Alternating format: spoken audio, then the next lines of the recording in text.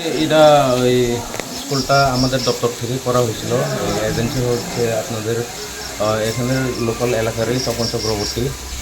আমরা school complete হচ্ছে প্রায় 1 বছর মতো, প্রায় শেষ হয়ে গেছে। তো কয়েকদিন আগেও আমি ইন্সপেকশনে আয়ে গেছিলাম। ওই সময় তেমন কিছু ওই ডিফেক্টিভ এটা নজরে আসলো না। তো ইদানিং প্রচণ্ড বৃষ্টি হওয়াতে তো ছাদের উপরে যত রেন ওয়াটার পাইপ দেওয়া আসলো এটা ওই মুখটা বন্ধ হয়ে যাওয়ানে তো ছাদের উপরে প্রচণ্ড জল জমে গেছে। তো ওই জলটা সিঁড়ির মাধ্যমে এটা এসে রুমে এসে ঢুকে গেছে।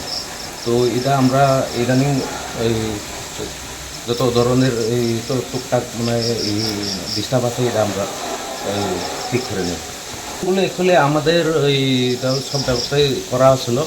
তো এখানে দেখা গেছে যে এখানে একটা সাবমার্সিবল আসলে ওই সাবমার্সিবল মনে হয় এই কয়েকদিন ধরে নষ্ট আছে। ওই নষ্টটা ওই মনে হয় এই নষ্টর কারণে জলটা উপরে উঠছে না।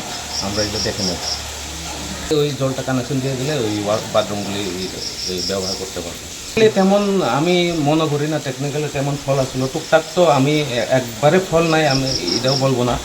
তো কারণ এখানে জল যেভাবে মানে এই বৃষ্টির জল যেভাবে এই যাওয়ানোর এটা ব্যবস্থা করার দরকার ছিল একটু কম দেওয়া হয়েছে। তো একটু বেশি করে আমরা জলের রেন ওয়াটার পাইপগুলো এক্সট্রাভাবে আমরা লাগিয়ে নিই।